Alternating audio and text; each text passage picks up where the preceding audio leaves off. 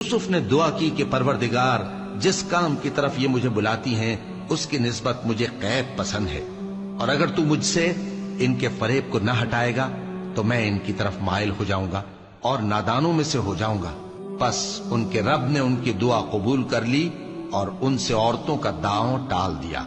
बेशक वही तो सुनने वाला है, जानने वाला है। फिर बावजूद इसके कि वो लोग उनकी बेगुनाही के निशान देख चुके थे, उनकी राय यही ठहरी कि कुछ अरसे के लिए उनको कैद ही कर दें। और उनके साथ दो और जवान भी दाखिले जिंदा हुए।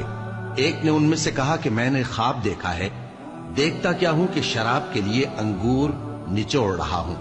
दूसरे ने कहा कि मैंने भी ख्वाब देखा है, मैं ये देखता हूं कि अपने सर पर रोटियां उठाए हुए हूं और परिंदे उनमें से खा रहे हैं। तो हमें इनकी ताबीर बता दीजिए कि हम तुम्हें नेकुकार देखते हैं। यूसुफ ने कहा कि जो खाना तुमको मिलने वाला है वो आने नहीं पाएगा कि मैं